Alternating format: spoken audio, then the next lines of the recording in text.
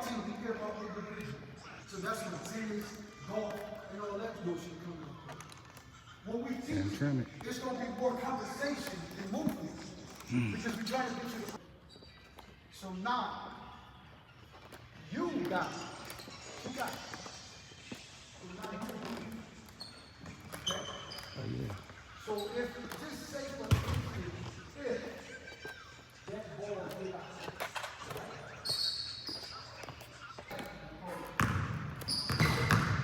You know where I'm at. Hamtramck. Hamtramck This is Cosmos. what y'all need y'all to understand. Because we gonna get into this ice too. Okay? One thing that next guy. All right, guys, we got another one. We have Coach Dennis DJ Foster. Go back, Coach DJ, right? This is Coach DJ. We at Hamtramck High School. And Coach, thanks for joining us on Sweat Equity Stories, where we're all about the grind, the work, and the passion behind the stories. Behind the success and your accomplishments. Can you explain to us your accomplishments thus far as in with your coaching and also with your playing days? I got you. With my coaching, all my kids graduated. All my kids graduated. All the guys I've coached, they're great fathers. A lot of them have continued their education and they continue their education in college, but it's more so life things with me. And all my guys are safe. They understand what life entails and they're doing it right now. So all my kids are good. As far as coaching, as far as accolades, I don't know. I don't care about accolades. I just want my kids safe and being positive role models and positive men in society. So anything personal with me, personal accolades, I don't care about. But talk some shit though, man. You've won things as far as in your playing career, and you also won things as far as in coaching because you wouldn't get the output you get as far as in from parents bringing their kids to your school if you wasn't a good coach, if you wasn't coaching, teaching good principles. So what type of championships have you won, and how far did you get, and what have you done as far as in your playing career to get to this part in your life right now? Yeah, so with my parents just come bringing their kids to Hamtramck. See, I do take pride in that because in order to come to Hamtramck, you have to live in Hamtramck. For parents to take that much initiative in their kids' life to uproot and move to Hamtramck, and you know this demographic is very different here, and for them to do that, that lets me know how much of importance they are putting into their kids' education first, and also they what they want to do far as athletics, because it's athletic. I mean, it's academics first. So for that, I have to give them my all. I have to give them everything I have, every last breath I have to do, because the sacrifices they're making to bring their kids here. They're uprooting their families and moving to Hamtramck, whereas Hamtramck used to be Polish or whatnot, but now it's Yemeni. It's a Yemeni community, and for them to have to go through things that they've never went through coming up in their time, it's different for them. So I have to give them all. But as far as accolades, I've won Coach of the Year twice since I've been here as a head coach. Detroit News and Free Press Coach of the Year twice. We won our district, and that was the first time in like 50-something years. Made it to the regionals. We won our league like 5 or 6 times. We were conference champions 5 or 6 times in Metro Conference. As far as playing, Hold on now, talk some shit. You can talk. I was all right. You can talk now. But as far as that, I put it to you like this. I say certain things with my kids on Chat GBT, and all the information came up. I didn't even know it was on there, but I did lead the nation in scoring a couple years in a row. I went to Mary Grove. I was All-American. Did well in junior college. Went overseas, won a cup overseas in Ireland. Played like 6 years over there. And I did well for me and my family, carried the name, and I did a lot, but I wouldn't have been able to do anything without my brother Smitty. You know what I'm Mm. saying? He was a guiding light and keeping me out of trouble, Mm. keeping me with the basketball, and keeping it going. So long live Smitty, man. That's my brother, and I love But just to seeing you like you're not 6'7", you're not 6'5", but just looking at your game, and I'm sorry, I played against him before. Look at how much you talk shit as far as on the court, like you talk shit like you're that high, like you got that confidence. Like where did that type of confidence in yourself, or where did that type of smooth ass, like cool ass game come from, and do you instill that into your players? it. Yes. Well, it came from I grew up. I'm originally from New York, so I grew up on Van Dyke and Harper. And the same old little stories. We wasn't financially stable, and it was a coach named Coach Kev. I was going to the YMCA right there on Gratiot and Van Dyke, Mm-hmm. and we was hooping over there. And when we win, he buys food. Grass in the corner over there by KFC. By the old Farmer Jacks. Mm-hmm. I know you're talking Farmer about. yeah, I know you're talking Farmer about. John's. That's what it was Yeah, called. yeah, yeah. Yeah, It was Parma Jack, so you're right. yeah. So yeah, it's Operation Get Down now. Yep, But yep, we yep, were yep. we were there. We were there, and whenever we win, he'll buy us food. Mm. So that's where the grit started because I was hungry. Shit, I want to eat, and I had a little saying like I'm hungry. Everybody be like, "Yo, yeah, we know, man, you're hungry." I'm like, "No, nigga, I'm hungry. Like we gotta win. I'm going crazy." So that's where it really started when Coach Kev. And if Coach Kev is out there, I'm trying to find you Mm-hmm. because you are the reason that I Mm. got into coaching and Mm. doing what I'm doing because that man came and got me. He found out what was going on at home. He took me shopping. He uh he bought groceries for the crib. He just looked out. Wow. And because of him, he helped me. Mm. And that's what I in turn that's where I got it from. Mm. He was more than a coach for me. Mm. Like he was making sure I was getting to school. Ooh. He was making sure I was eating, making sure I was fresh. You know what I'm saying? Teaching me little things because my dad was incarcerated at the time. So Mm. I was just out here wilding. You know what I'm Mm. saying? So At the so time, so yeah, when did you start going? Go ahead. that's it. Yeah. So when did your dad? You said when did he get incarcerated? Was that during your younger years? Yeah, that was during my younger years. Talk up if you can. If you can. Yeah, that was during my younger years. I think my dad got out when I was in the eighth grade, going to the ninth. Mm. So just wilding. Mm. Mm. I was And terrorizing the was he east there? And side. was he there like through all? I mean, from when you were little until then, or? Mm, yeah, yeah, no. My mom was Jan Foster. Yeah, Janae. True, Yeah, true, true. yeah. That's the gangster of my family. Like she was. It wasn't no. Oh, come here, son. I love you. Mhm. Bitch, get up. Get Mhm. out here and get some money. I ain't giving you Mhm. shit. Nigga, I ain't raised no hoes. Mhm. Like that was my mama. So if you can understand that, you can understand where the talking shit came from, and it came from Jan. Like my Mm. mama was a fighter, and she was about all smoke, and that's how she raised her sons. Mm. So it was just like her motto was kill or be killed. Mm. What you gonna do? Mm. I ain't raised no punks, so get out here and get it. Mm. And if you don't get it, you gotta get away from me. Mm. And that was it. Come on now. But I can see that, even how I went to a couple of your workouts, how you are with the boys. You're those same way with those kids. Like, hey guys, you gotta be out here. You gotta be a killer. You gotta be out here. You gotta be a shark. You can't be. You gotta be out here on your shit and on your stuff. You just can't be out here playing because you got so much to give. This game can give you so much. So you gotta be a pit. That's just it. To play for me, you gotta be a pit. And to be in my family, you had to be a pit. Mm. And like when Schmitty was coaching over for the Jets, I seen how he was coaching. You had to be a pit. You had to Mm. be a dog. Mm. And if you wasn't that, you wasn't gonna survive. Mm. I'm not for everybody. I'm Mm. I'm not. I know I'm not. I'm not easy to deal with. I'm not easy to be around. But one thing that nobody can ever say is he don't give a fuck about them kids. Mm. Cause I will fuck somebody up over these kids, for real. I don't give a fuck about none of that.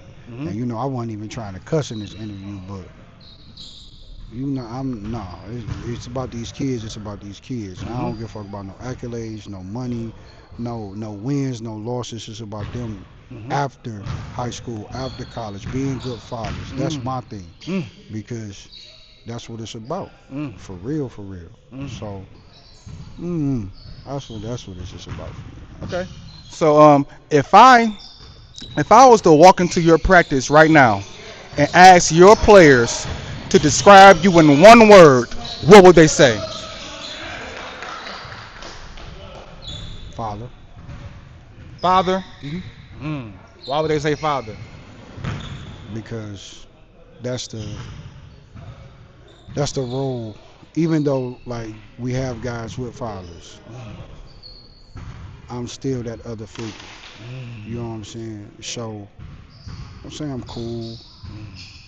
You know what I'm saying? That's my guy, father figure, stuff like that. But basketball, they ain't gonna really say too much about basketball because Mm. basketball take care of itself. Mm. It's about the relationship. You know what I'm Mm. saying? The trust. Like these guys can trust me with their life, and they know I got them.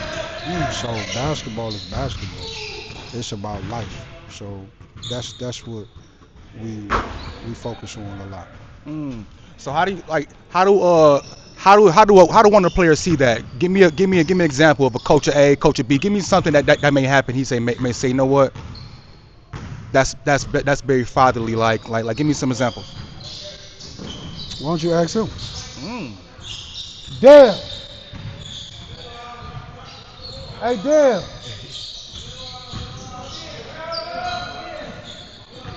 Okay, he got one of his kids right now. Is coming.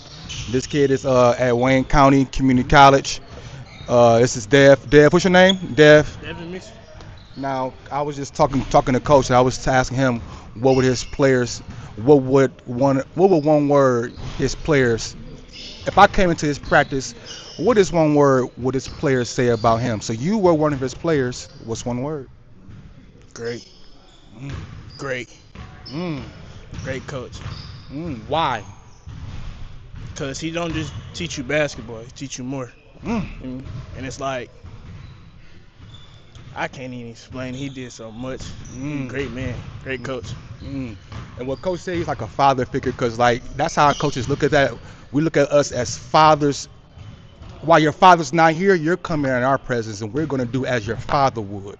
And he said some of his players would say he's a father, he's a great guy, a lot of different things. Yeah. So would you agree to that? Of course. Why? I've been with him for 3 years. He showed me everything. Mm, So I gotta. Of course. Great man. mm.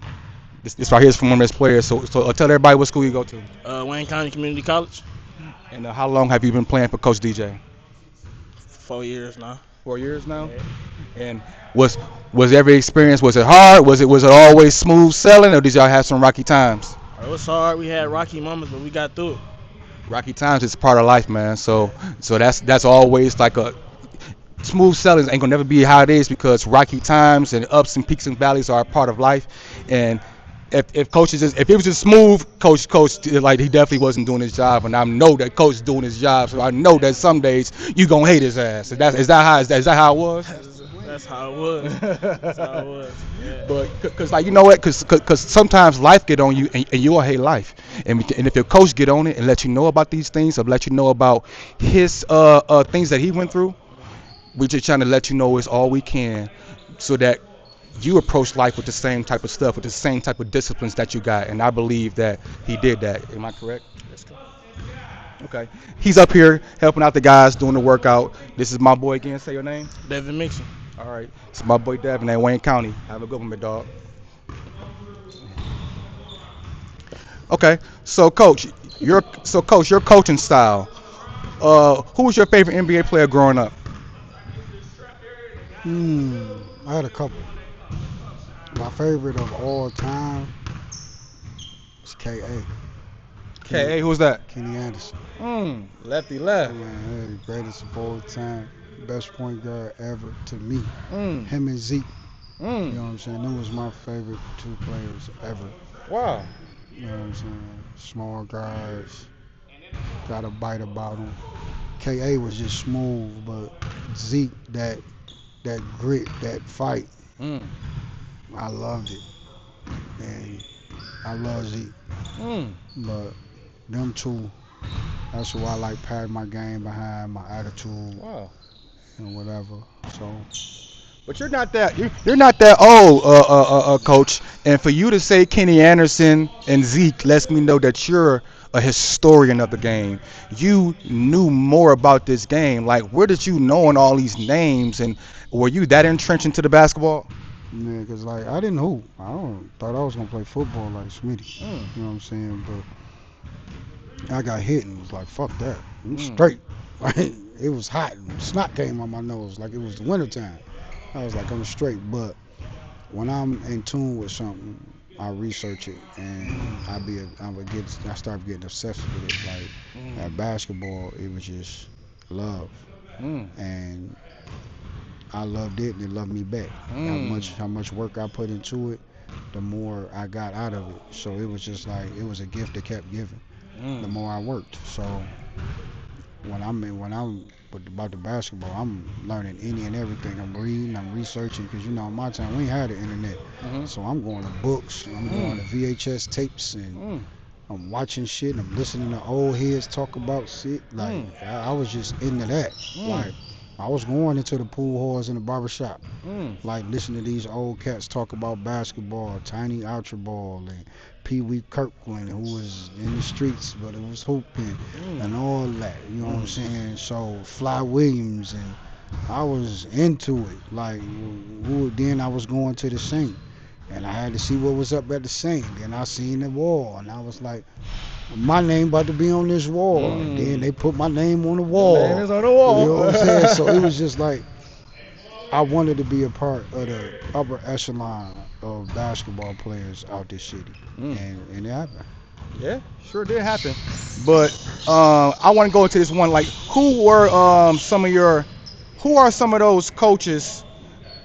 Who you think mirror your coaching style, as far as in an NBA and or college? Coach from Houston, Mm. um, Frank. I think he's at UMass now. Mm. Frank. Do these guys have your tenacity? Because you're known for your defense and your play, and you're also known for your tough type of play. Do these coaches have that? Do these coaches run? hmm Coach from Baylor. Mm. Um, I think those three, because they put 94 feet in your Mm. face, Mm. dogs, Mm. strong. Bobby Huggins, Mm. you know what I'm saying? Them kind of guys, strong, and we just won't pitch. Mm. So, that was my dream school. I wanted to play for Bobby Huggins. I just Mm. wasn't big enough. Mm. He said, because he was recruiting a guy. He's an assistant coach at Kalamazoo. His name Arthur Norman, and me and Art went to JUCO together. And Cincinnati was recruiting him, Mm. and I went over there and introduced myself, like, "Yo, my name Dennis Foster, DJ. I want to come there." He was like, "Man, man, I like your tenacity, man." He was like, "But you too small for me." Mm. But you know what I'm saying? But those kind of coaches, man. Mm. That style, those kind of coaches and that style. That's it. Okay. Okay. So I got a question for you. Now, those high school matchups that you have, and like I ask every coach this: who are some of those high school matchups where we finna play this school, we finna play, cause like you put your personality on your team, and who are some of those other coaches where is, look guys, look, we finna be in for a fucking dogfight, we finna be in for one of these guys. Who are some of those programs? Who are some of those coaches that you will identify as some of those programs or high school matchups that you can see like, know what guys, we finna be in for some of that good ass work today. Well, you have some tremendous programs across the city and coaches, and it's a lot of them that I respect. You got Ward at King, you got Juan Rickman at Ferndale, you got Waddell at Lincoln. I don't know the coach name, but the coach from Muskegon. Mm. Um, coach over at East Lansing. Mm. Coach at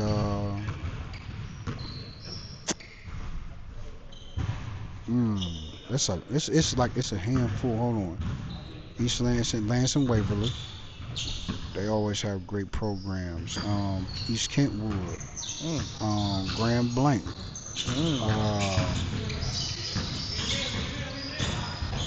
Day Day is building over there at Central.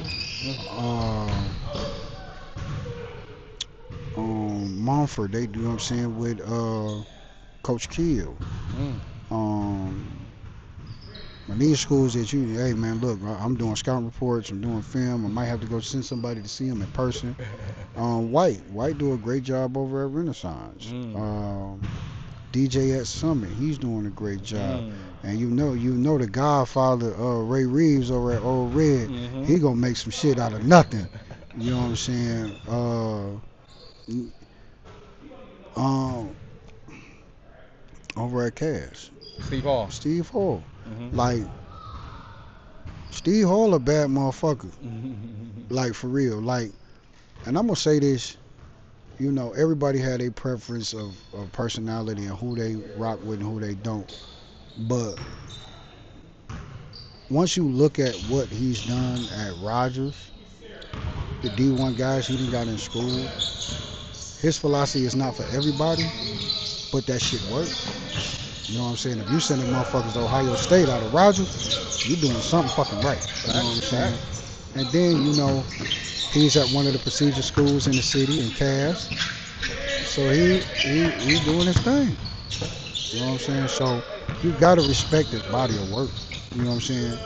Your preference is your preference, but I give that motherfucker mad respect. You know what I'm saying? Coach Hall. Mm. And then he was my coach a Oh, little bit okay. at Team Detroit. He Okay. believed in me Mm. when I was coming up and it was the Hamtramck was coming out of Hamtramck. Oh wow. And Steve Hall was like, I like this little motherfucker. We're gonna bring him with us. So you know what I'm saying? But Steve Hall, you got Steve Bernard over at Grosse Pointe South. Mm. It's some nice teams that you just can't play with. Mm. You know them Flint teams. You know they coming. Mm-hmm. Flint, Common Airsworth, the coach over there. It's some nice teams, man. Mm. So, and then I don't underestimate nobody. You can always get your ass kicked. So, you know what I'm saying? I ain't underestimate nobody. Fuck that. So everybody good in my eyes for real. But it's certain coaches that you know that brought me in the game. Juan brought me in the game. Waddell took me under his arm. You know what I'm saying, under his wing and showed me a lot, calling me like, man, DJ, shut the fuck up and sit down, man. You can't be, you know what I'm saying. You need good people like that. So Mm-hmm. you know, Mm-hmm. yeah, Okay. Okay. those programs. Okay. Okay. Hey man, I love to hear that. So like, take us back. Where did you grow up, and what was life like for you as a kid? Fucked up. Mm. It was fucked up. But you got to make a decision. Mm. You know what I'm saying? Mm. That's it. You got to like something Smitty told me when I was What do you mean going through it. by decision? Yeah, I'm about to tell you. Sorry about that. Shit. So what I mean by decision is every day you wake up, you got a choice of the change. You feel what I'm saying? Mm-hmm. The choices you make gonna determine out the chances you have in life, Mm. and that's just it. So if you choose to do some bullshit gonna come back around. Mm. You know what I'm saying? You getting that chance when you wake up. God is giving you a chance every Mm. time you wake up. So the choices you make is on you. Like that's gonna determine the outcome of everything you do, say, Mm-hmm. eat, sleep, shit, what all that. So with that shit being said, my life was fucked up, but I made a way. I ain't about to cry about it. It Mm-hmm. is what it is. Mm-hmm. My mama wouldn't let me cry about it. But wherever I ended up, them the choices I made to be there. That's just it. Mm. So what got you thinking that way? Like, cause some people blame shit on, if somebody could have been dealt that same hand, could have been like, no what, shit is fucked up and shit, and maybe went to the streets, or maybe did this, or maybe if they dad was incarcerated, cause my dad got killed, and like I have family that's was in those streets, and like you said, choice, you could have easily made that choice to do something else, cause it's the choices is right there. Like, what's in you What was in you not to make those choices?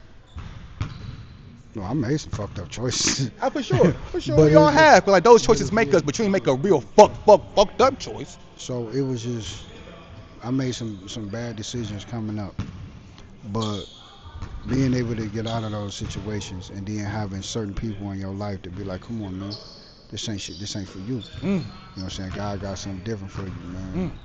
And that's really what it was. You know what I'm saying? Just you got to change your mentality, mm, and that's what I had to do is change my mentality. But my dad being locked up, us being poor, all this and all that, death made me understand that I ain't have to be in that shit. mm, So it's like either you're gonna be dead in jail or just that's it. mm, Unless you make better decisions or make some different choices. mm. And then when you look around, you like, damn, well, hey, dog got that. How he doing that? Mhm, It's the sacrifices you make. mhm, You gotta go through some shit, get it done, go to school. We just say that.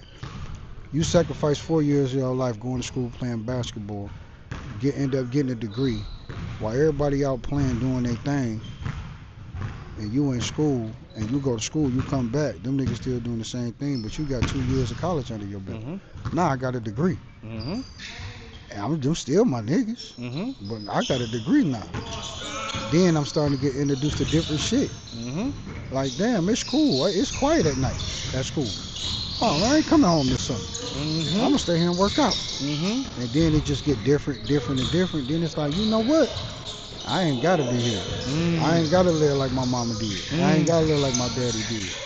Then I'm gonna break a generational curse. mhm, Instead of buying my son some Jordans at 18, I bought him a house. mhm, mhm, He he 21 with a car better than mine in the crib. Good shit, D. So it's just like, what you want to do? And then I just thought about it. Like my dad could have did everything that I'm doing for my son for me. He made a choice. Mhm, He didn't want to do that shit. mhm. So But most people follow their dads, and even not directly or indirectly. You made a decision. Like even though you made some decisions before, you learned from those decisions. You could have kept doing those things. You learned. You learned and said, I'm gonna do different with my kids, and now different with many other kids. yeah, now don't get me wrong. I ain't never bashing my dad. My dad was a cool dude. He was. But my sister Danielle, my sister Nikki, Schmitty, my brother Mike, both of them are deceased. I Like heard about that. them, them, my brothers and sisters, and my sisters though, Nikki and Danielle, held me down. Like they never demeaned me. They always had my back, even my mom too. Even when I was in all bullshit, going to jail and carrying guns, all that dumb shit, they was there. Like, little bro, come on, we got you. We gonna bail you out of jail. We gonna do this. They ain't never turn their back. But they never talked down to me. They talked to me. Like, you got to make better decisions, baby. This ain't gonna end well. Mm, And it's like, all right. And I just didn't want to see them crying. mm, So I was like, all right, I got y'all.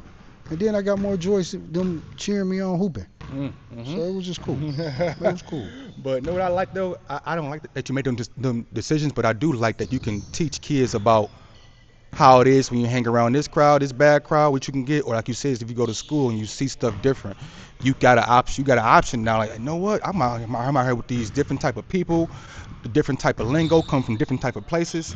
I want to see more of this. I want to do more of this on this scale instead of more of the opposite, as far as in back at home or back with the wrong crowd. You can tell them how it is that as far as in both, and not to do that, and what to do. Yeah, I just introduce it, you know what I'm saying? What I've learned, I just introduce it to everybody else. I'm not stingy with knowledge, or I'm not stingy with experiences. And whatever knowledge I can give, I'm going to give. And that's just it. You know what I'm saying? And I'm always seeking knowledge. You know what I'm saying? I'm always, help me. I ain't prideful. Mm-hmm. And then the biggest thing is, I didn't think I became a man until I started holding my own self accountable. You know what I'm saying? Accountability. That's it. You know what I'm saying? And that's what I teach my boys. You got to hold yourself accountable, bro. Mm-hmm. When you fuck up, you fuck up. Own that shit. Oh. And then you can't be too prideful to say, my bad, bro. I apologize to you. Come on now. And that's what I'm on. And that's what I teach my kids. You know, that's just it. Like, we gonna understand this shit. We gonna do this shit, but You got to be a man and man enough to say you wrong. Man. Mhm. I'm wrong as fuck. Mhm. I was out of line, bro. I apologize. You ain't Mhm. got to accept my apology. And da da da da da da da da da da. Mhm. So it is what it is. I So like that accountability and choices, man. Like you got to take accountability, and you got to understand your choice, good or bad, is gonna make the person who you are. Because people don't really care about what you say. People care about what you do, and kind of what you say too. But if you doing matches with what you say, but we care about what you do more than what you with what you say. So I like that. So who or what first introduced you to basketball? hmm, damn, that's a good one.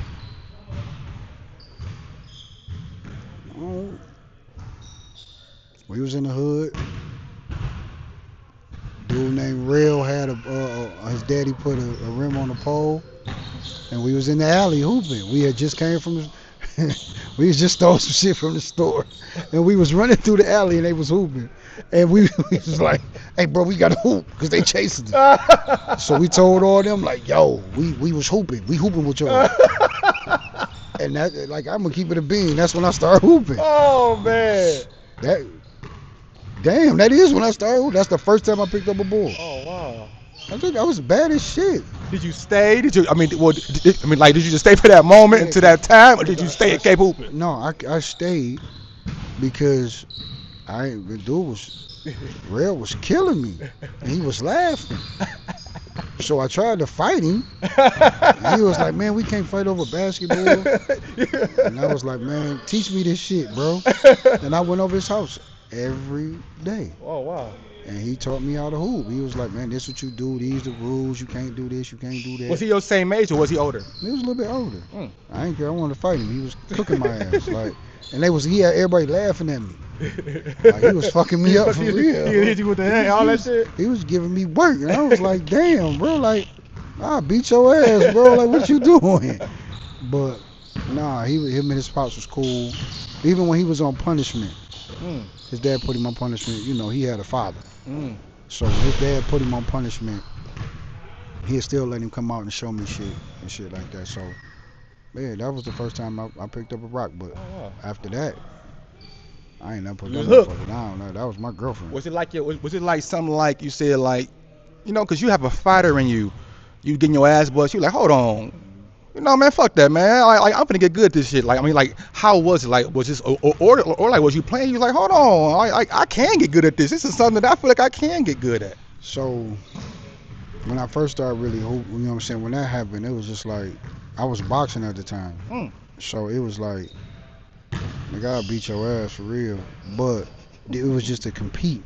I like to compete, Mm. and then it's like, I don't know, they'll call it hating now, but I ain't want nobody to be better than me or nothing. Like, Yeah. like no, you ain't colder than me, Yeah. bro.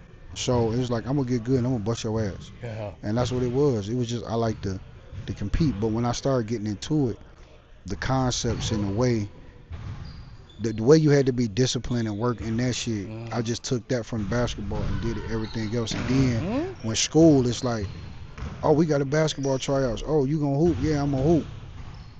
Oh, you can't play. Why? You ain't got no grades. What time it is? Nah, you know what I'm saying? Hold on. Nah, you ain't doing that. Mm-hmm. So now it just disciplined me the right way to understand.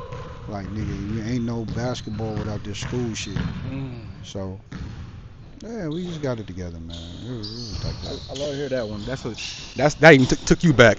So when you were young, you said earlier, did you have a coach or a mentor who left a big impression on you? Coach Kev, man. What's his name again? Coach Kevin. He was at the YMCA. Man, he just disappeared.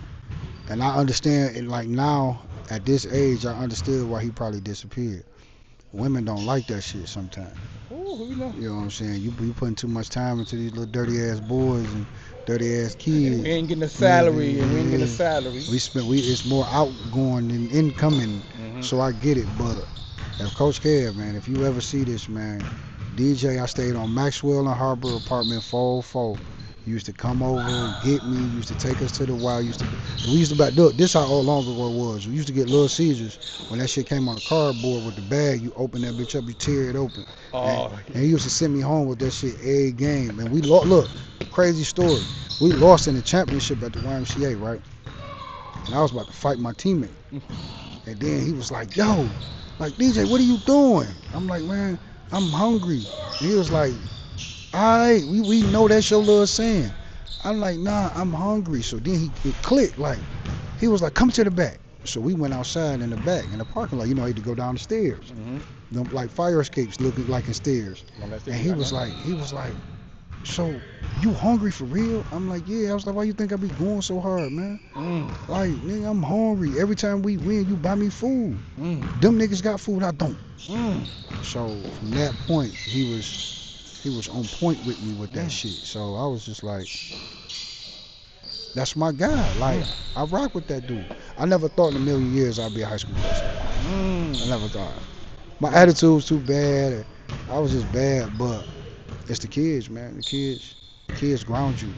mm, The kids, the kids, they ground you. They make you understand. They mm, humble you. mm, Like a kid can humble you. mm. Just like a motherfucker won't say like, "Hey dog, your breath stank." Hey coach, your shit bumping. Like, yeah, it's like, but the kids humble you and they keep you alive and they keep you fresh. My kids Mm-hmm. keep me fresh. Mm-hmm. So Okay. So, what did hard work mean to you back then compares to what it means now? I'm 5 foot nothing. I'm black. I got big lips and they pink. All I could do was work hard. So that's all I can do. I have to out and I had to outwork mom. So Mm-hmm. it ain't about working hard. You have to outwork. And it was like a piece of perfection that you always had to have. Mm-hmm. So that was put your hard hat on and work, man. That was just it. But how is that compared to what it is now? Same thing. Mm-hmm. It's the same thing. Like I mean, but you're not playing no more. You're coaching. same thing. Okay. Same thing, man. It's some competitive as coaches in this shit. Mm. It is. So you gotta work. You gotta be on your A game. And the way this shit is now, you can have here today, gone tomorrow. So you always got to work, but you Mm-hmm. you working for your legacy and the impression you put on the kids. Mm. So if you on some bullshit, that's what they're gonna remember you by, and Mm. that's what you're gonna be your legacy. Mm. Cause don't nobody take time to get to know a motherfucker no more. Have a conversation with a motherfucker to see where he really at and what he really on. Everybody just be on what they feel it is. Mm. Like, but I got time for that shit. So Mm. working hard, man. I gotta work hard every day Mm. to keep the position I withhold, Mm-hmm. and over here in Hampshire. So it's it's the Okay. same grind, Okay. never stop. Okay. So, walk us through your playing career. What was your style like on the court?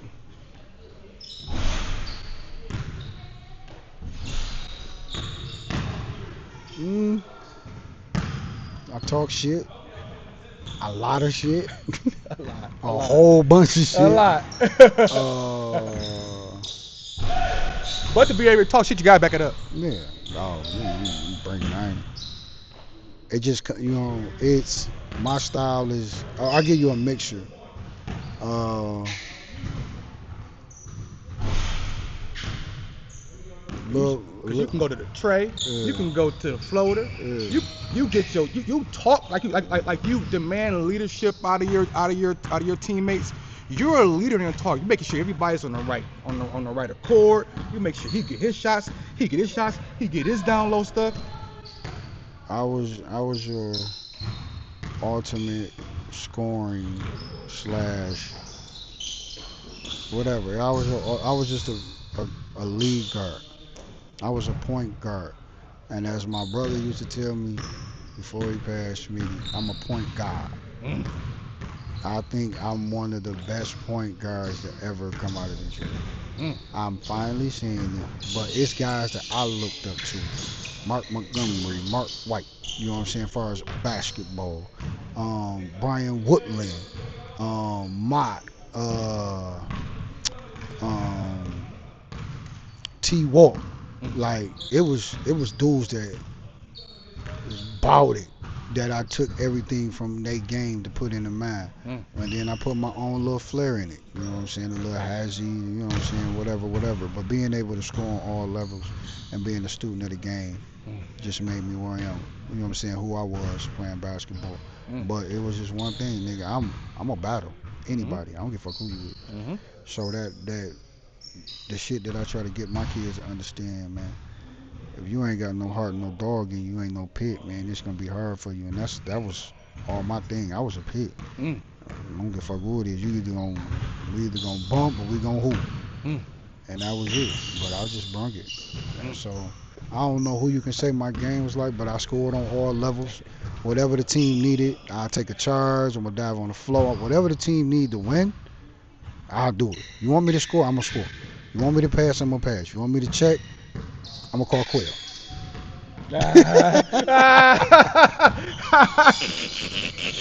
He ain't doing no checking like that. Only if the game is on the line. Yeah, Shit. but I will call Quill. I will kill. Come on, come. So like speaking of Quail though, seriously though, like what made you stop as far as in going because I remember you playing semi-professional pro and doing like the journey on going overseas and that journey to coaching. What made you transition to this coaching? My son. Mm. My son was 2 feet nothing, and he wasn't getting a fair shake. I was taking him around. He wasn't getting a fair shake. You know what I'm saying? There was only one coach that really believed in him, and you know this my family. Mm. You know what I'm saying? Cheeks, Big Cheeks, Mhm. Darius. He was like one of the only guys that really believed in my son at a young age. So he got a little team together, and it was him and Lil Cheeks on the team. Lil Cheeks was younger though, like a couple Mhm. years younger than DJ, like 2, 3 years younger. But he was playing together, Mm. and Cheeks was the only one, and that's my family. You know what I'm saying? Mhm. They know what we are, all of them. Jay, Ty, you know what I'm saying? More A Everybody. cuffs. Yeah, you know, it was just my family. But he was the only one that believed in my son, Mm. and from that, you know, he was like, man, you might have to just do that shit, bro. Mm. So I coached my son.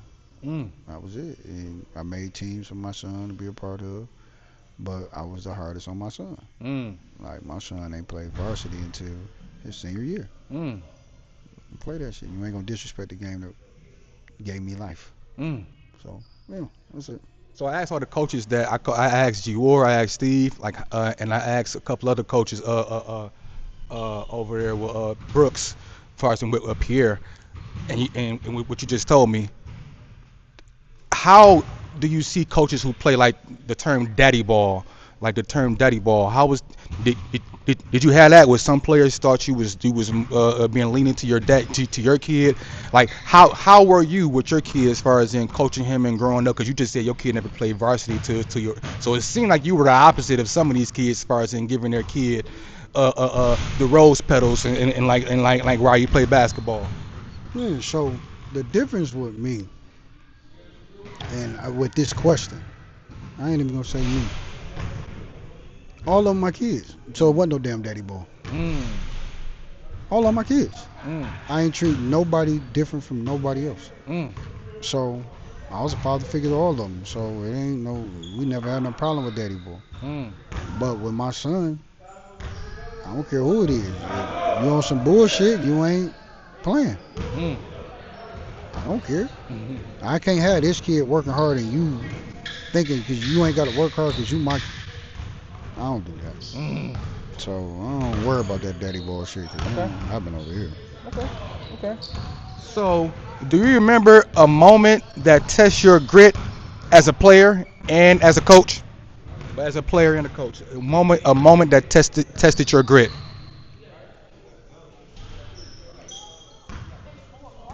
Like what you mean by grit? Like Just tested like tested everything that you about, and it tested everything that you about. Maybe somebody was busting your ass and he was getting the best of you, or be wood. They would do that dumb shit behind us. They did that on purpose. What? Just threw it off the glass and dunked it. I don't like them. Go away, bro. Y'all did that on purpose. Y'all, go away, Leno. Get out my... Leno, go down there. The kids is working out. The kids is working out. They're in the little workouts and everything like that. Coach is over here with me. B Wood. It was two people. Like when I thought I was good. No, it was three. When I thought I was good. So my coach here, Ken Miller, he brought Jason Kimbrough, went to Iowa State. Dave went to Cleveland State, and then he brought Brian Tolbert up here. And I was 11th grade going to my senior year, All State, MVP of the conference. And I'm like, yeah, I'm hell. So we was up on that top court over there. I don't know if Brian, I know Dave remember. I don't know if Brian, and like Jay Kimbrough, his son is one of the top point guards in the nation right now. You know what I'm saying? So, man, he brought them three guys up in there. And then this is the funny shit. Jay light skinned with green eyes, Dave a pretty boy, and you know Brian was a pretty boy, Brian Tolbert. And these light skinned niggas fucked me up, bro. Like, I was so mad that I went to my coach like, Ken, man, you did this shit on purpose, you hold me, woo. And you know, he used to take me to the crib. I stayed on 7 Mile on the wire. I walked home. It's like, fuck that, you embarrassed me, I ain't hooping no more, I quit. When I say I couldn't dribble that bitch on Jay Kimbrough, Brian was just, man. And then that was the year, that same year, that's when they Eastern, him and Earl went to the Final Four against UConn. So, man, I'm like, bro, why would you bring these niggas in here? Like, why would you do this to me? He was like, I needed to show you levels. So that shit made me cry. And then when I was younger, I was hooping, but B Wood kept fucking with me. Like, I ain't never had a nigga that fuck with me like that on the court. That was my first time encountering that shit. Fuck with you how? Just talking shit, like, and then he can hoop. And then I was younger than him, you know what I'm saying? But he can hoop, and the nigga was cold. B Wood was cold. You feel me? And he talking shit. I'm going back at him. Anything I do, he countered. But he was having motherfuckers laugh at me. So I called my brother like, man, come up here, man. We about to fuck this nigga up. He like, who? I'm like, B Wood. This nigga, they call this nigga B Wood. He was like, man, that's my man. Shut up. But that's like be my guy though. Like that's my guy. But I learned a lot from him. And most dudes can't look at a nigga that's sitting across from him that ain't too much older than him and say, hey, you taught me a lot of shit with this basketball shit. Or I patterned my game after you. This like, niggas is too prideful. I ain't one of them dudes, man. I get niggas they flowers. Wood is one of the coldest niggas I ever seen in my life play basketball. And that's my man. Like for real. Like that nigga taught me a lot of shit with this basketball shit, just the thinking aspect of it. You know what I'm saying? But, and you know you a motherfucker when he was teaching me shit, and then my nigga said, hey, I need you to come hoop with me. When he started getting up of age, nigga, he came and got me. Like, nigga, I need you to hoop with me. So that let me know that he really, really respect my game and respect what I do. But that was, them two incidents, well, I mean, situations was a time where I just questioned everything. Like, man, I can't handle it. If niggas talking like that, I'm gonna be in jail. I'm gonna kill somebody. And then with Brian and them, I was like, I just didn't think I was good enough because they was on a whole nother level. And then they was light-skinned. They light-skinned pretty boys killing me. So I was like, yeah, y'all picking on me because I'm dark-skinned. I was saying all kind of weird shit to them niggas, though. But, yeah, man, that was it. That was it. Okay. So if we were to look at old game footage, will we see hustle, flash, leadership, or all three? All that. You'll see it all. You'll see it all. So I got a question. Do you think kids playing outside at the parks, kids playing outside, just getting together and going to play it outside. Is that dead of the future? Is that over, or is there a way we can get that back? Now, dog, Pierre was doing some shit that I love. Doing that COVID shit, he had the kids playing outside. He had a league outside, and I But think, not even just a league, just yeah, I'm six, seven guys getting together, call some guys from other school, getting together and going to go hoop in different oh, yeah, neighborhoods. that shit dead. Mm. Shit, first of all, you're gonna get shot, you go to another neighborhood. that's one. But kids don't hoop outside no more. Mm. Everybody go to LA. Like, I've never hooped in LA Fitness in my life. It's always just like scheduled runs, Yeah. scheduled type of Niggas workout, has scheduled. yeah, niggas have secret runs, and then only these niggas can come Oh, and type shit. So nah, yeah, that shit dead, man. That shit over. damn. You know what I'm saying? You might get some. You can get some gritty niggas to go hoop outside, but you gotta find it. But then it's you going somewhere else to find it, and making sure you all right to play there, Yeah. type shit. Cause Yeah. I know, I went on Davidson Yeah. right there, but Yeah. I was like, dog, what the fuck going on over here? Because in our day, we used to, you know what I'm saying, we go to Pistons Court on the west side at Y'all midnight. day was going outside, going to Yeah. challenge hoods. I mean, Yeah. and going like get your five, and y'all going to different places outside and going Yeah. hooping. I've seen y'all. So, like I said, that shit. I mean, is it over just because it's like it's a new age and there's more money It's into new it? age, is everybody want to work out, everybody want to play against a cone. You know what I'm saying? Everybody need a trainer. Woo, woo, woo, woo. You know what I'm saying? So the way you're not, and this is what I tell my parents and my kids, and I told them this shit. The way you want your kid to learn how to hoop, dog, send them to the park and let them older niggas fuck their ass up. Come on now. Cause they gonna fuck you up. They gonna talk to you. They gonna beat you up, and they gonna teach you. All that shit is lesson. Mm-hmm. You know what I'm saying? Everybody learn that shit and pick up. Mm. Go hoop. Fuck all that AAU shit. Go hoop. Stop talking to me, boy. All right, well. It's out of love, you know that. Well, yeah. But I got something to say about that because even I heard Jeff T say this like guys like you were watching and one and watching these things. You weren't going out and go try that shit on a cone. You went to go try that shit on a live body and go try that shit in live action. Can we help these kids train better instead of just training with cones? Because you were going out practicing moves on real people, not practicing moves by yourself on a cone. It's up to the coaches. Like, for real. Like, my kids hoop everywhere. I don't just, my kids work out and everything, man. I take them to hoop runs outside.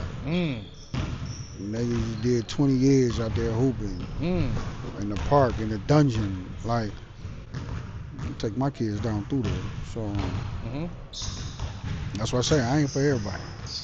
I'm gonna take it to the trenches. That's why you see my kids, they're a little bit different. So, at what point did you know that coaching was your path?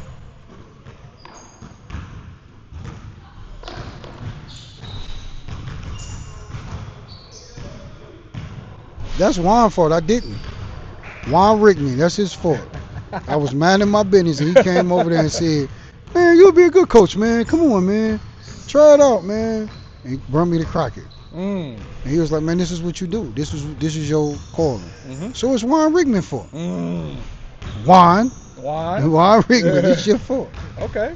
But no, I'm glad he did. He seen something in me that I ain't seen. And my dog looked out for me. He gave me my first job. He took me under his wing. He taught me. I was a yin to his yang. You know, Juan was, he taught me a lot. Like, I would not be where I am right now with this coaching shit if it wasn't for Juan. Oh, wow. Yeah, so Juan Rickman, and he got a lot of guys under his tree that he don't like to see. I be telling him all the time, like, man, you like Popovich this shit, man. There's a lot of guys. That's who you need to interview. No, I'm definitely going over there next. Juan, yeah. I'm definitely going to Coach Juan. I was over at Coach Consortium with Coach Al, who passed away. Yeah. Coach Juan was his young guy. Yeah, so Juan was the one that got me into this shit. He taught me how to do all this shit, and it's just ironic now. Like, right now, we're both head coaches and we're both ADs at our school. And he's the first black AD in Hamtramck history since like how many years or forever or the first. He's the first ever athletic director in Hamtramck. Coach, good shit on that. Good shit on that. Gotta salute him for that one. That's good stuff. Sorry about that. But yeah, um, was there a specific moment or a player that confirmed to you, yeah, this is why I coach? Shit, I can't do one. Okay, I know you like you don't want to say one, but if there was a specific moment or a player, like, know what, yeah, this is that fulfillment I need. This is why I coach.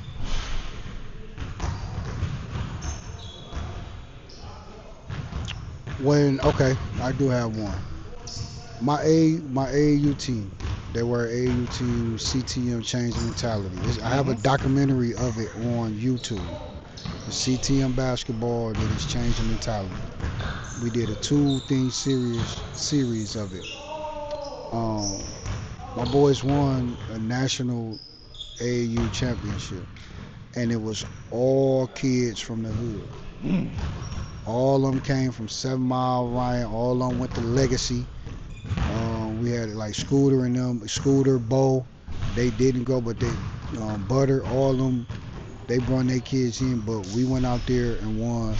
My 15U and my 16U both won their divisions at ESPN facilities and won the national AAU. It was worth it. Oh wow, That was my moment where I was like, this why I coach. I like that, coach. I like that. I like that. Okay, so how does coaching compare to playing in the terms of the grind? The grind the same because you can't shortcut the grind. Like when you with playing, you know what I'm saying, you working out, you getting your body together, you eating right, this, that, and this. With coaching, you still gotta eat right, you gotta work out because you can fall out on this sideline. You know what I'm saying? I done that shit before, so you can fall out on this sideline. You put your passion to this, coach. So like, that's for sure. Yeah. So then with the work, you know what I'm saying, you gotta watch film, you gotta study shit, you gotta look at how certain coaches their tendencies and player tendencies. So the grind is the same. You gotta go at it. You gotta go at it. See, this is what I'm saying. You see how these kids play, dog? All they do is I'm play. doing players too, so I want to come back and get to some of your top players. So I definitely want to be able to get you too. Get him. I definitely want to be able to come get you too, man. Because I'm doing players, I'm doing all the top players, and I want to be able to come back and put it on YouTube and put it out there. Also with your highlight reel as well. Put all that out there. Oh, them the same one. No, I don't. Get away from Yeah, only a couple more though, coach. Bet. But okay, so that was how coaching compares to because like you're not playing out there. If you're not playing, it's hard for you to impact the game. If you can't, you can like kind of like what I heard you what I heard one of your other coaches saying to one of the players is be a leader and talk. You should do that to your team, but now you got to impose that on one of the other players or a couple of other players that's going to take that same leadership. How do you like? That's what I mean by terms of coaching. It's just challenging them. Like, you know what I'm saying, with now with these NILs and all this shit, man. You're not gonna get on the floor trying to score 20 or 30 points, man. You gotta be a leader. You gotta have certain attributes to stand out and do something that ain't nobody else doing. That's it. If you ain't gonna do that, you're gonna be just like everybody else. There's a million of them motherfuckers around the city, around the country. So you gotta do something different. What you gonna do to stand out? A lot of motherfuckers can't do that because they got too much pride. But being a leader, doing all the other little shit, that's what I teach, man. If you can do that, man, we're gonna win games. I tell people all the time, all the little things, even though it may seem like them, they all add up to big things. But you got to just keep stacking them up. So, when you hear the phrase sweat equity, what does that mean to you? You? Just as far as in me, but thank you though. Just as far as in the term. What you put into it, all the blood, sweat, and tears, what you put into it. To me, you know what I'm saying? Equity, everybody think money. You know what I'm saying? But I think when knowing you, equity is here. So I'm deep with a lot of shit, Come on but now, get deep. you know what I'm saying. But you putting a lot of blood, sweat, and tears in this shit, and the Hmm. equity you getting is when you getting around what you doing right now, sitting down, talking to people, getting information, putting more information out. So you're making this a big whole thing for the community, Hmm. for our basketball community. Hmm. Just like how John would Save Detroit is doing. Mm. You know what I'm saying? So when I think about it, I think totally different than anybody else. I'm not thinking money. I'm thinking knowledge, Hmm. because knowledge is you. That's the richest form of equity you can ever have. Hmm. You know what I'm saying? So that's what I think when I hear about it. Talk that talk. So that's really it. Okay, talk that talk. Okay, so how do you teach your players how to value hard work over shortcuts? Ah, fuck you up. That's but nah. Seriously, how do I just do. I just give them one example. Mm. When you take a shortcut, right? So you taking the ball out. That like that bullshit ass commercial that I think it was a Gatorade commercial when he was like, Coach, I stepped on the It was line. out of me or Yeah, it was something like, like yeah. that. Yeah. But I joke with them about that because when you step on that line, we running laps or we running sprints or whatever, and you on that line, you cheating it, Mm. and then that cheating becomes a habit. Mm. Then that habit becomes who you are. Ooh. That's what you want to be known for. Mm. So when I start talking to them like that, they just be like, "Damn, coach, you a motherfucker." But Hmm. that's what it is, though, man. That's what you're gonna be known for. Cause it go one, like we say, little shit breeds the big shit. Hmm. So at the end of it, that's what you label it as. Mm. That's how I do it. Right.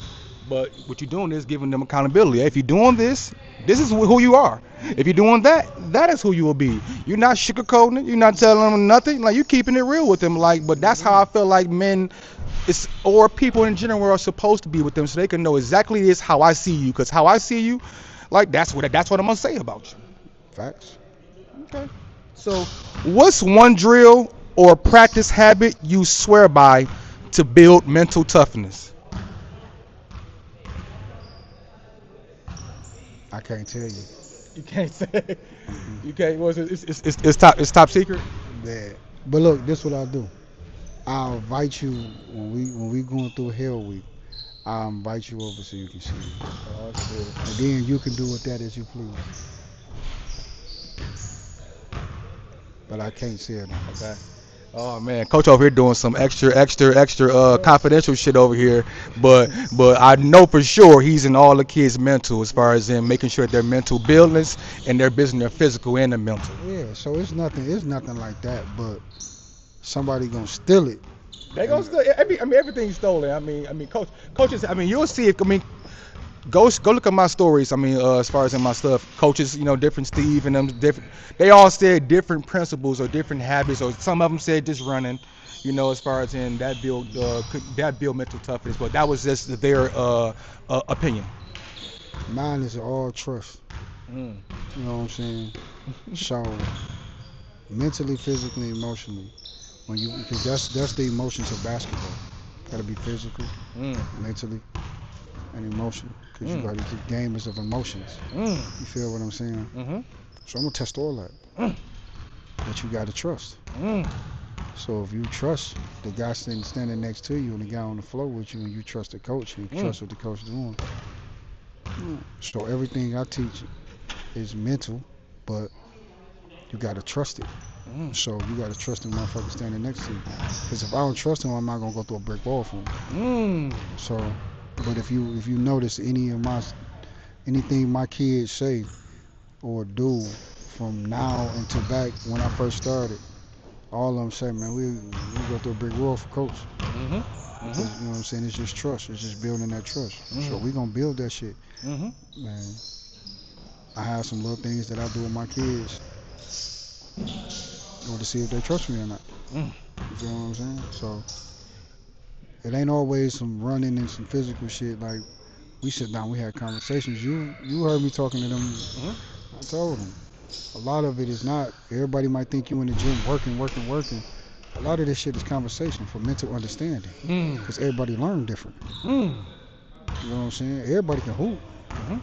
But can you understand concepts? Mm. But you know what I'm saying? That's why I don't say much, but academically and seeing where they at with their academics and they, you know what I'm saying? Some kids got IEPs, whatever. I gotta understand how you learn. I gotta understand how you think. You as an individual. So I know every one of my kids inside and out. Mm. And most motherfuckers don't take time because it's just about a fucking basketball. Mm. And that's why I get so mad and I say I don't rock with a lot of coaches because everybody think I'm just getting kids to fucking hoop. I'm not. Mhm. I'm getting kids because they have disabilities and they have things that they need that a lot of coaches that can't take won't. No, I ain't gonna say can't. A lot of coaches don't have time and won't take the time to do. And I do. Mm. That's just it. Mhm. And I'm mad at Randy Henry because she know what. I'm mad at her. Just know that's my dog. I love Randy to death. UNLV, Randy. But yeah, But even the fact that you have a hell week, that says a lot about the mental toughness that the kid to go through. To even have a hell week to get them, to have a foundation for your season and have a foundation for the future of practices and things like that. That says a lot about the mental toughness that they will bring and that you will provide. Um, do you think just three more and I'm done. Do you think today's generation of athletes has it harder or easier when it comes to earning success?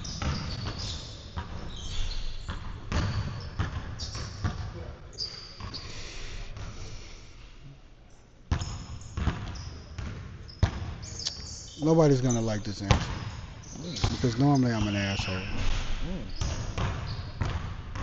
I feel like each era is different, and for that era, whatever you know what I'm saying, you built for the era you in, Mm. and I think these kids are perfectly built for the era we in.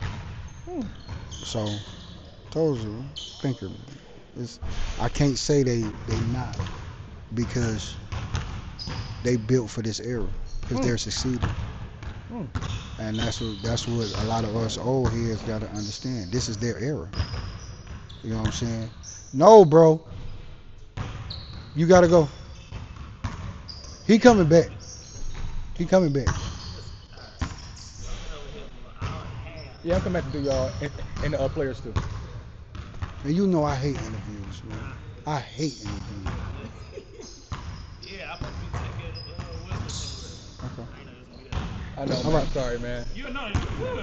We got two more. We done. All right. I'll call. Hey, I'll call you. But you were saying, talking about, uh, as I said, does today's athletes has it harder to earn success? And I said, nah, they they're built for this era that they're in. Like we were built for the eras we're in. They're Mhm. built for the era they're in, and I feel like they're succeeding well with what they have and what's been given to them. You know what I'm saying? We all knew things would change once, during time. Like when we was young, it was Back to the Future. Oh, it ain't gonna be no cars flying and all that shit, and electric cars and. But this is their era and this is their time, and I think they're built for their era and time. And by us being older, we looking at our time, but this is theirs. This is what they used to. This is what they see. They're fed information differently than us. You know what I'm saying? I Like mean, we, easier is more information, though. If they have more information, they yeah, have more. it's one thing to receive more information, but it's still if you look at it down the end of the road, if you still receiving the information, you still have to obtain the information and retain information Mm. and be able to reciprocate what you've learned. Mm. So it's really the same. They just get it faster. Mm. You know what I'm saying? Everything is, you know what I'm saying? Back with us, it was walk down the street, make a left, come back. You know what I'm saying? Yeah. But at the end, the concepts are still the same. You have to use your thinking. Fact.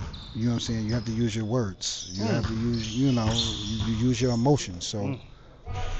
you know what I'm saying? So I can't really say it's easier or tougher, but we were built different. We were built different. But we were built different for they can be built the way they are now. Okay. So, Okay. this they time. Okay. Makes sense. Makes sense.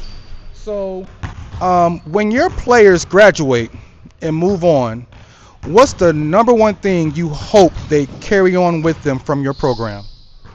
Be good fathers and husbands. Mm. That's it. I don't give a fuck about basketball. I don't give a fuck about none of that shit. I give a fuck about them being good men in the world, being good men to their wives or girlfriends, being great fathers. Mm. That's what I care about. Because if you think about it, we know a lot of the same people. Justin McKinney, Mm-hmm. he played for me. Mm. Great father. Kevin just walked out. Mm-hmm. Great father. With his son. Quail, great father. Mm-hmm. You know what I'm saying? All the guys that I coach are great fathers. And that's what I want Mm-hmm. them to see. Because when everything was going down, when I was hooping, always had little DJ with me. Always. If he couldn't go, I couldn't go. So he can't get in the club, I ain't going. Because I want to be a great father. And that's what I always wanted. Like, we can go back. I don't know if you know some of these guys. Bo Chooney, Ra Ra, Day Day. All these guys was the frontiers of when I started my youth programs. You know what I'm saying? It was DIBT. And all them guys are great fathers. Coach Holly is here. Mm-hmm. He played for me at Crockett. Oh wow. Great father. You see his son right there on Mm. the ground. So it's just like, that's what we're about, man. I just want all my kids to be great fathers and great men. Mm. You know what I'm saying? Do and be good people. Because a lot of people, like I said, a lot of people don't. I'm not for everybody, Mm-hmm. but learn from my mistakes. Mm. You can't be an asshole all the time. Mm. You know what I'm saying? Because some people won't forgive you. Mm-hmm. So I like try that. to, you know, keep everything even keel. Mm, I like that. You know what I'm saying? Everybody wants to kill you. Ooh, I like that. Everybody Oh, won't. man. And I apologize to everybody. Everybody ain't like that. And then everybody was like, "That's Mm. cool, but fuck you." Yeah, So the okay, pressure cool. you leave on people does matter. It does. Mm. It does. It really, really, really does. Mm. Just because you changed don't mean that pain or what you took them through don't change. Mm. You know what I'm saying? You grew up, okay, cool, but that hurt and that pain you inflicted on them Mm. or whatever it may have been, it's still there. Mm. You know what I'm saying? You can apologize all you want, but it's still there. And I learned that the hard way. Okay, it's all about learning things though. So, what's next for you and your team this season? We're just trying to get better every day, man.